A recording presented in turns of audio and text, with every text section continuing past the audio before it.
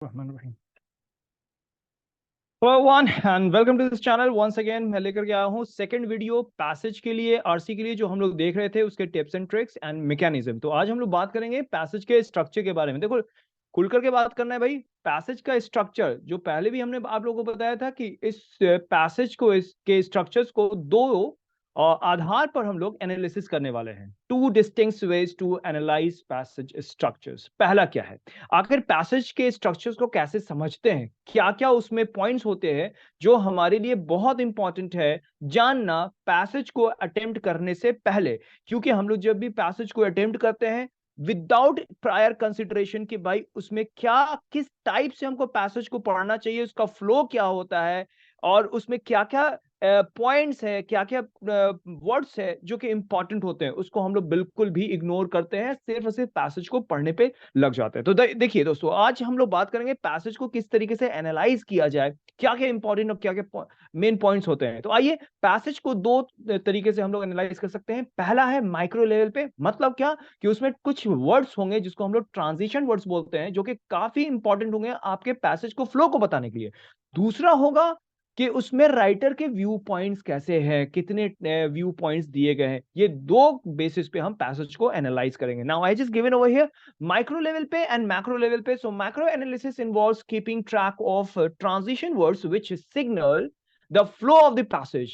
And if I just talk about the macro level, macro analysis involves not only noting the number of the paragraphs and their functions, but more importantly the number of viewpoints and their relationship. So I hope कि आप इस चीज को समझ गए होंगे कि हमको दो आधार पर पैसेज को एनालाइज करना है। आइए इसको भी हम लोग देखते हैं वन बाय वन करके। So now if I just talk about the transition word which is most important, भाई इसको देख लो, यही आपको सिग्नल देता है कि भाई आपको पैसेज के साथ क्या जस्टिफिकेशन करना चाहिए। पैसेज लिखा हुआ है, उसमें बहुत सारे ऐसे वर्ड्स होते हैं जहां पे आपको पता करना पड़ेगा कि अभी हमें पैसेज को आगे उसी डायरेक्शन में कंटिन्यू करना है, या फिर वहां पे हमको थोड़ा ध्यान देना पड़ेगा, स्लो होना है, या फिर हमें मूव करना है, टर्न करना है, या फिर रुक जाना है। भाई ये सारे पॉइंट्स हैं। फॉर एग्जांपल पहले हम लोग चलते हैं कंटिन्यूएशन वर्ड्स। पहला दिया हुआ है कंटिन्यूएशन वर्ड्स। ये वर्ड्स है जो आपको बताता है कि पैसेज जिस डायरेक्शन में चल रही है उसी डायरेक्शन में आपको आगे बढ़ते रहना है। So green light gives you the sign that keep going in the same directions. So these are the words. Moreover, furthermore, on the one hand, undoubtedly, and coincidentally. So these are the words which gives you the signal that you have to go in the same directions. Now, if I just talk about the second transition was type, so illustration words, मतलब ये illustrate, मतलब ये आपको examples बताएंगे। मतलब flashing green light, slow down, थोड़ा धीमे होना है, वॉचफुल, ध्यान से। Example first second third, for example, for instance, in fact, case in point. For example इसमें हो सकता है कि i e and e g, example gratia, ये सारे वर्ड्स दिए हुए होंगे। सो आपको वहां पे थोड़ा स्लो होना है, ध्यान से देखना है, क्योंकि कभी कभी ऐसा होता है कि आपके जो ऊपर के टॉपिक स्टेटमेंट है वो आपको एग्जाम्पल से ही समझ में आए। फॉर एग्जाम्पल हम लोग क्यों बोलते हैं फॉर एग्जाम्पल, फॉर एग्जाम्पल, क्योंकि आपको और अच्छी तरीके से उसको कॉम्प्रिहेंड करने का मौका मिलेगा। That's why. तो अब दोस्तों, जहां भी ये पॉइंट्स, ये वर्ड्स आपको दिए गए हैं, मतलब इस पर आपको ध्यान देना है। Now the third, contrast word. ये वर्ड आपको बहुत फ्रीक्वेंटली मिलते हैं दोस्तों, इससे आप पैसेज के फ्लो को समझ सकते हो। So flashing yellow light means what, get ready to turn. यहां से आपको टर्न होना है। फॉर एग्जाम्पल कुछ भी मैं बोल रहा हूं, if I am just talking about that Ravan has a good sense of, business, for example. However, now if I'm just using however, means I am going to produce the contrast sense. अब यहां पे मैं contrast दूंगा, however, हालांकि उसके पास कोई अच्छा business नहीं है। सो यहां पे क्या हुआ, उसके पास गुड सेंस है बट कोई बिजनेस नहीं है, यहाँ contrast. So if I am just talking about however, but, yet, on the other hand, whereas, conversely, ये सारे वर्ड आपको कॉन्ट्रास्ट, दो, ऑल दो, ये सारे वर्ड्स आपको कॉन्ट्रास्ट को दिखाता है। मतलब वहां से आपको टर्न होना पड़ेगा। अगर राइटर का कोई व्यू पॉइंट है ऐसा जो पॉजिटिवली है, एंड उसके बाद ये however, yet, but, on the other hand ये यूज हो रहा है, इट मीन्स कि वहां से आपको नेगेटिव सेंस मिलना स्टार्ट हो जाएगा। तो बहुत सारे वहां पे आपको सेंटेंसेस होंगे जो इन सारे वर्ड से मिले हुए होंगे। कौन किसका नेगेटिव हो सकता है, ऐसा नहीं है कि पूरा का पूरा सेंस पैराग्राफ, पहला जो टॉपिक स्टेटमेंट है उसी के बाद आपको बट येट मिले, नहीं, कोई भी सेंटेंस के बाद आपको बट येट मिलता है तो हो सकता है कि उसके जस्ट जो पहले सेंटेंस यूज किया गया है उसके लिए भी वो कॉन्ट्रास्ट शो कर रहा होगा। तो ध्यान से इस चीजों को देखिएगा। उसके बाद है कंक्लूजन वर्ड्स, फोर्थ। ये भी आपको मिलेगा, in conclusion, finally, clearly, hence, so that, thus, therefore, as a result, so ये this would be all, right. So ये सारे वर्ड्स जो कि आपको कंक्लूजन करेंगे, बोलेंगे भाई red light, you are about to arrive. मतलब आप जिस जो राइटर जो व्यू जो चीजें जो टॉपिक स्टेटमेंट लेके चल रहा है, अब उसका अराइवल हो रहा है, वो उस पॉइंट पर पहुंच रहा है जहां से आपको कंक्लूड कर देगा और बता देगा कि उसका कहने का मतलब, कहने का सेंस क्या था। मतलब कि आपको पैसेज में जो पैराग्राफ्स मिलते हैं, उस पैराग्राफ्स हो सकते हैं ये सारे अलग अलग डायरेक्शंस में बात कर रही होगी। ये टॉपिक स्टेटमेंट्स शुरू में, इसके बाद इलेबोरेशंस और द प्रीमाइसेस, प्रीमाइसेस में फैक्ट्स, एविडेंसेस, बहुत सारी चीजें, and then after it may be like a conclusion, right. हो सकता है कंक्लूजन ना भी दिया रहे, हो सकता है दिया भी रहे, right. So these are the words which will definitely give you the sense of transition words, I mean the sense of how you have to move further. तो green light मतलब keep going, और flashing green light slow down, and the yellow light get ready to turn, and the red light means you need to stop there, right? I hope you understand the transition words. आगे बढ़ते हैं, आगे देखते हैं कि हमारे पास में view points के माध्यम से किस तरीके से हम पैसेज को आसानी से समझ सकते हैं। आगे हम एग्जाम्पल भी आपको देंगे। देखो नाउ पैसेज के स्ट्रक्चर्स एंड व्यू पॉइंट्स। तो यहां पर हम लोग व्यू पॉइंट्स के बारे में अगर बात करते हैं तो वन व्यू पॉइंट के जरिए भी पैसेज लिखा हुआ हो सकता है। राइटर एक ही व्यू पॉइंट दे रहा है आपको कि भैया हम बात करने वाले हैं heredity is the most important factor in personality development, let's explore this topic. मतलब आप समझ लीजिए एक व्यू पॉइंट है राइटर का और वो उसके फेवर में बात करने वाला है। मतलब वन व्यू पॉइंट अगर बात करे तो इधर the writer would be agree with the point और डिसअग्री, दोनों हो सकता है। तो अग्री में मतलब हेरिडिटी उसके लिए मोस्ट इंपॉर्टेंट फैक्टर है पर्सनालिटी डेवलपमेंट के लिए, चलो इसके बारे में बात करते हैं। राइटर अब बताने लग गया, now green is not the most versatile colour, there are several reasons for this. Now अब यहाँ पे ग्रीन से डिसअग्री है, not the most versatile colour. अब इसके बारे में बात कर रहा, मतलब कि राइटर के पास में एक व्यू पॉइंट है, या तो अग्री या डिसअग्री, ठीक है। चलो आगे बढ़ते हैं। अब आता है हम लोग के पास में दो view point, two view points. अब इसमें क्या होगा, दो व्यू पॉइंट के साथ में अगर राइटर अपने पैसेज को लिखता है, वो उतरता है, तो या तो वो नॉन कॉम्पिटिटिव व्यू पॉइंट हो सकते हैं, मतलब एक दूसरे से कॉम्पीट नहीं कर रहा होगा। मतलब कि gold is a precious metal and diamonds are precious gems. So if I just talk about precious, दोनों तो प्रीशियस है, मतलब कॉम्पिटिंग नहीं है भाई, दोनों ही प्रेशियस है, एक लेस नहीं है, उससे उससे कहीं नहीं है। हाँ, it may be the gold, लेकिन दो अलग अलग है, एक गोल्ड है एक diamond, right. Two view points without competing each other. दूसरा हो सकता है कॉम्प्लीमेंट्री व्यू पॉइंट्स। कॉम्प्लीमेंट्री का मतलब क्या होता है, एक के बिना दूसरा अधूरा। The invention of the automobile has paved the way of the invention of the airplanes.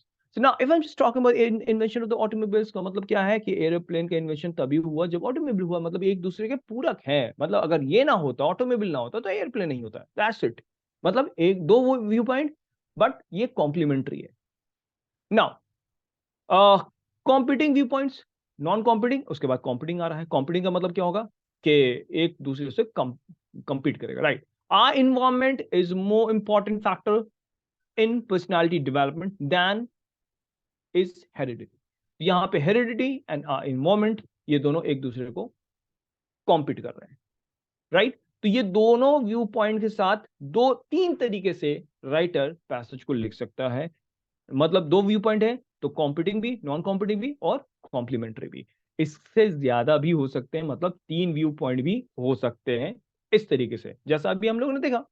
Non competing, complementary and competing, ये तीन व्यू पॉइंट्स के साथ भी राइटर उतर सकता है, no doubt.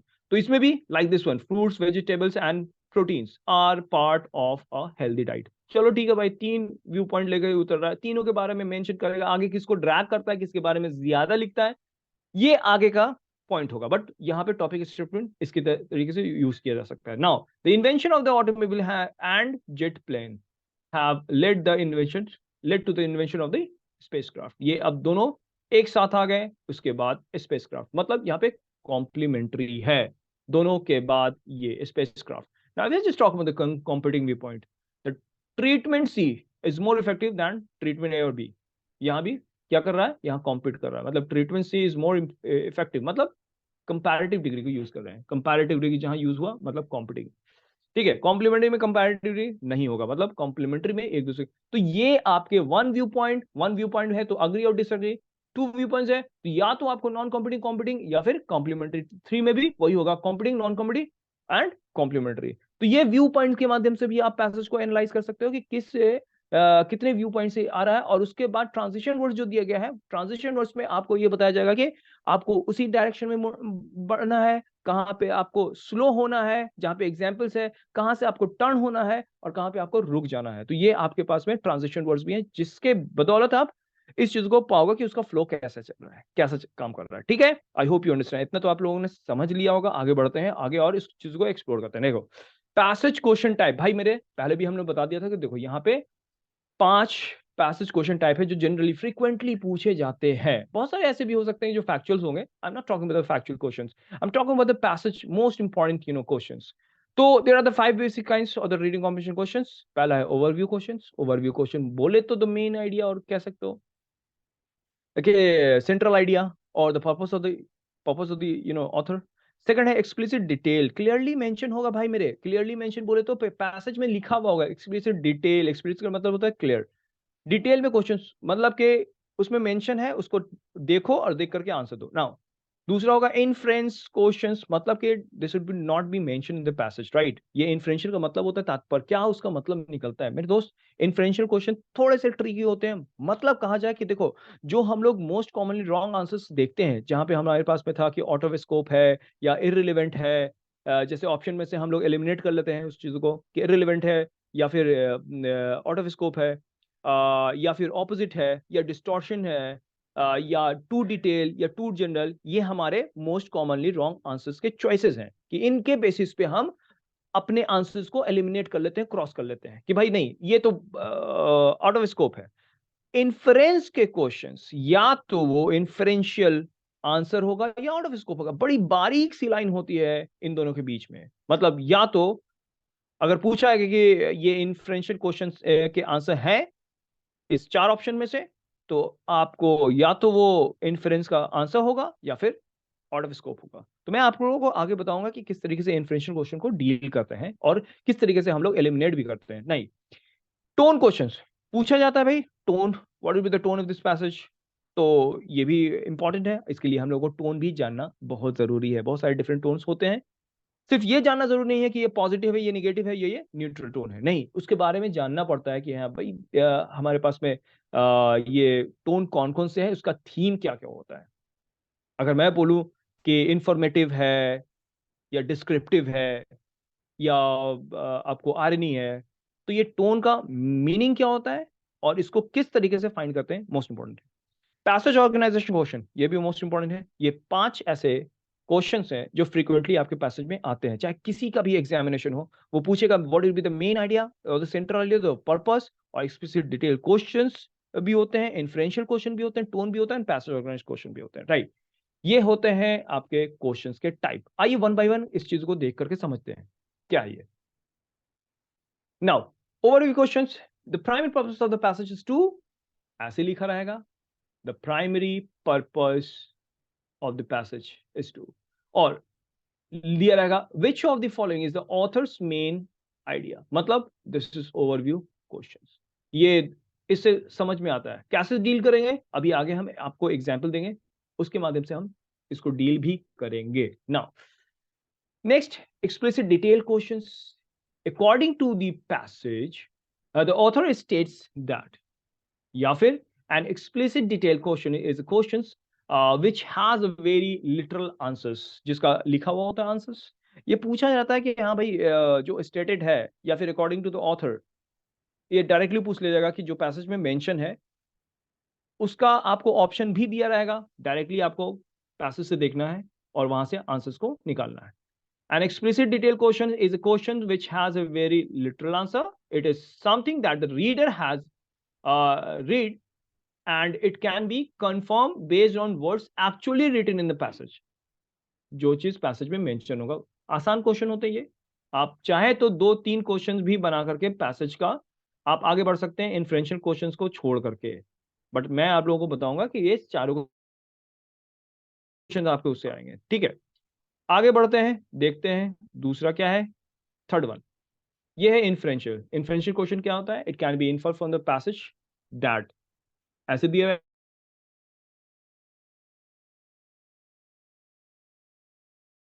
and inference questions lies in drawing the magic line between what can be logically inferred based on the information in a passage and what is declared outside the scope of the passage. So as I told you earlier, there will be the magic line between the inferential answers और the out of scope के जो answers होंगे वो। तो आपको काफी बारीकी से थोड़ा सा देखना पड़ेगा इन्फरेंशियल क्वेश्चन को, और मैं बताता हूं कि इन्फरेंशियल क्वेश्चन जितने भी आपके टॉपिक स्टेटमेंट लिखे हुए हैं और जो प्रीमाइसेस दिया हुआ है उसी के बीच से लिंक क्रिएट करके इन्फरेंस का आंसर दिया जाता है, right, which would not be mentions but you have to create the link between the topic statement and the premises. Premises means what will be the evidences will be given over there to supporting the main idea, right? तो उसको हम लोग deal करेंगे, देखेंगे आगे। Next question बढ़ते हैं। For the sake of understanding I just given the definition as well. Tone, इसको आप लोग क्लिक भी कर लेना, रख भी लेना, ठीक है, और आगे के जितने भी पैसेज हैं उसको डील भी करना है। टोन, टोन क्या है भाई? This is the attitude of the author towards mistakes that I mean, can be best described as. And a tone question asks the reader to comment on the temperature of some aspects of the passage. Now, if I just talk about what is the tone, tone क्या होता है भाई? Tone होता है जितने भी adjectives जो use करते हैं harshly या फिर बड़े polite से या फिर ironically, जिस तरीके से वो use करते हैं, आप उसको कह सकते हो कि वही आपको टोन बताएगा। मतलब क्या है कि मैं टोन के लिए अगर मैं बात करता हूँ कि मैं कहता हूँ कि Indian cricket team is playing well and it has been stated in every newspaper, और उसके बारे में बहुत सारी तारीफें मैं लिखता हूँ, तो मैं क्या कर रहा हूँ? बहुत सारा अलग अलग टोन हो सकता है, मतलब वो डिस्क्राइब वे में हो सकता है, या फिर मैं उसको मजाकिया तौर पे कह सकता हूँ। फॉर एग्जाम्पल मैं बोल रहा हूँ कि आजकल पॉलिटिशियंस लोग भी क्रिकेट में जाने लग गए हैं, और आप जानते हैं कि पॉलिटिशियन होते कैसे हैं। तो ये क्या है कि आप पे मैंने छोड़ा है, मैं एक मतलब कि एक उसका व्यंग जिसको बोलते हैं ना कि उसका मैं मजाक उड़ा रहा हूँ, सरकास्टिक वे। तो यहाँ पे सरकास्टिक भी एक टोन होता है, आयरनी, सरकास्टिक, सटारिकल, तो ये सारे टोन्स वहां पे यूज हो सकते हैं कि भाई मैं कैसा बात बोलने की कोशिश कर रहा हूँ, किस टॉपिक पे बात कर रहा हूँ और किस तरीके से बात कर रहा हूँ। सो if I am just talking about the tone, the attitude of the author, किस तरीके का उसका एटीट्यूड है, किस तरीके के वो वर्ड्स को यूज कर रहा है, और the temperature of some aspects of the passage, यही आपको टोन बताएगा। आगे हम लोग बहुत सारे टोन्स को देखते हैं वन बाय वन करके। Next, passage organized questions, which of the following best describe the way in which this passage is organized? ये questions आपको बिल्कुल मिलेंगे। And passage organized questions ask about the structure of the passage or the structures of a portion of the passage. एक portion के बारे में पूछ सकता है कि पैराग्राफ 1, 2, 3 जो भी आपको पैराग्राफ दिया गया होगा उसके बारे में भी पूछ सकता है कि इसको आप किस तरीके से डिस्क्राइब किया है ऑथर ने। तो ये आपके ऑप्शंस दिए रहेंगे, ऑप्शंस के थ्रू हम लोग इसका आंसर आराम से निकाल लेंगे। आगे देखते हैं।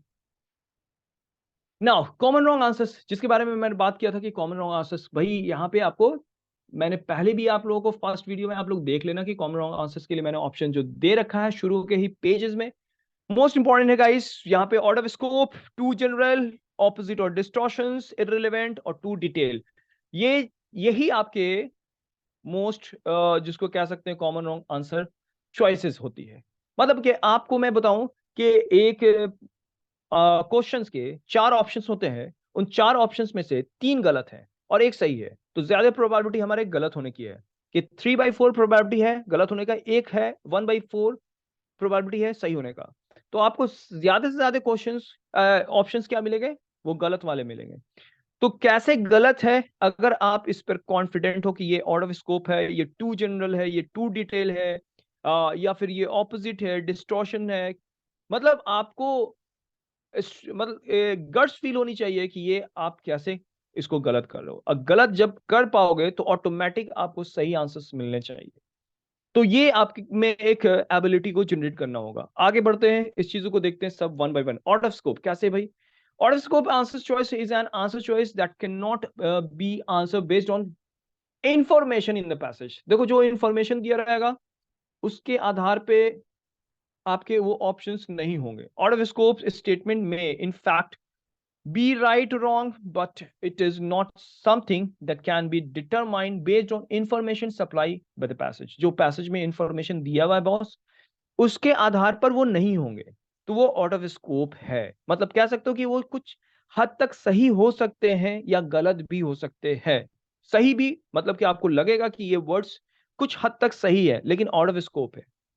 ठीक है, इसका आगे हम लोग देखेंगे कि कैसे आउट ऑफ स्कोप हो सकता है। इररिलेवेंट, इररिलेवेंट बोले तो not touching the topic. Topic irrelevant में देखो मैंने क्या बोला था, पीछे में इंफॉर्मेशन को टच नहीं कर रहा होगा। Irrelevant that will not touch the topic. Topic का मतलब द टॉपिक स्टेटमेंट, वो टॉपिक से ही भटका हुआ होगा, right. It is completely off target. We might contrast irrelevant answer choices in that, and out of scope answer choices is irrelevant tangentially to the passage, whereas the irrelevant answer choice is not।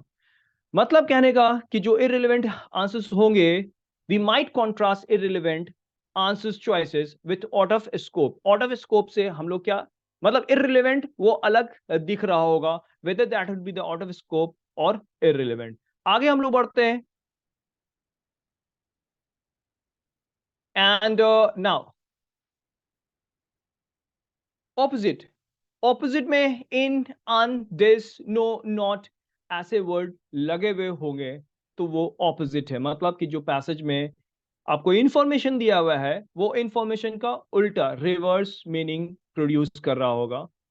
And in, an, this or the inclusion or omissions of negative words such as no, not would be given over there. Thus, unfortunately becomes fortunately and advantageous become disadvantageous। इस तरीके से आपको वहां पे दिया होगा तो that would be the opposite of this one। आगे हम लोग देखेंगे इसके एग्जाम्पल्स भी, और आगे बहुत सारे पैसेज भी बनाने हैं। नेक्स्ट,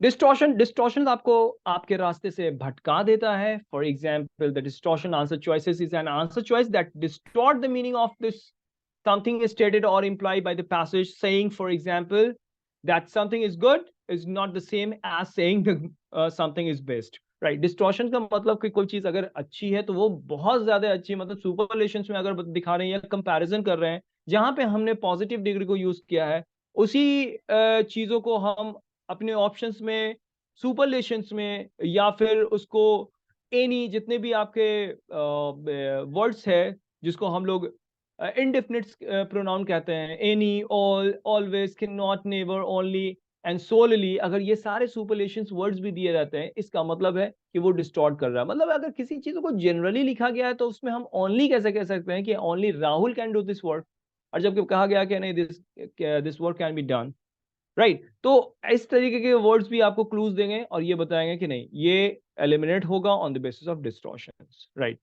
आगे चलते हैं दोस्तों, देखते हैं टू जनरल। टू जनरल कैसे हो सकता है, एग्जाम्पल के थ्रू देखते हैं टू जनरल का मतलब भी क्या है। टू जनरल का मतलब कुछ ज्यादा ही उसके बारे में जनरल कर देना। जनरल और स्पेसिफिक दो चीजें होती है। For example, if I am just talking about, जैसे कि मैंने लास्ट इसमें कहा था Mexico city is facing severe water shortage, और इसी में मैं कह रहा हूँ कि world is facing severe water shortage, तो जहां मैक्सिको था वहां वर्ल्ड कर रहा हूँ, मतलब ये इसको टू जनरल कर रहा हूँ। फॉर एग्जाम्पल, यहाँ पे दिया हुआ है कि south American trade imbalances in the 1990s 1950s, right. तो यहाँ पे क्या है भाई, साउथ अमेरिकन है। अब इसको अगर मैं बोलूँ कि ग्लोबल इकोनॉमिक क्राइसिस है या फिर ग्लोबली ये है, तो नहीं, ये गलत हो जाएगा ना, ये तो टू जनरल हो जाएगा। हम कह रहे हैं south American trade imbalances in the 1950s is not the same thing as discussions of the modern global economic practices, right। तो ग्लोबल क्या हो जाएगा, एक ब्रॉडर सेंस हो जाएगा साउथ अमेरिकन के बेस पे। मॉडर्न क्या हो जाएगा, एक ब्रॉडर हो जाएगा 1950s के, इकोनॉमिक्स तो ट्रेड के बेसिस पे। तो you can just say that one कि हाँ, trade imbalances it doesn't mean the economic imbalances, right? Trade imbalances आता है इकोनॉमिक इम्बैलेंसेस के अंतर्गत। सो ये सारे वर्ड्स के बेसिस पे हम कह सकते हैं कि ये ऑप्शंस 2 जनरल होगा। अब आते हैं हम लोग टू डिटेल। टू डिटेल का मतलब है just opposite of the too general. किसी चीजों को हम स्पेसिफाइड कर देते हैं, that is the too general. यहाँ पे आपको this answer choice is also relevant only to overview type questions.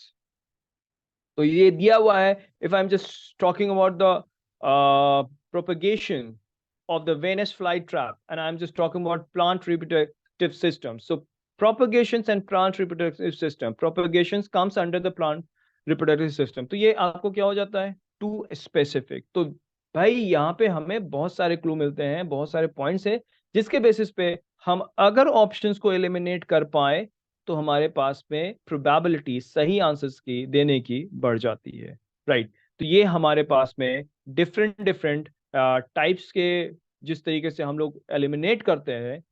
तो कॉमन रॉन्ग आंसर चॉइसेस थे too general, too detail, irrelevant, opposite, distortions and out of scope. So I hope you understand and enjoy the sessions. मिलते हैं हम लोग इसको और elaborate करते हैं और भी एग्जाम्पल्स के साथ समझते हैं अपने थर्ड वीडियो में। Thank you for watching and will just see you soon.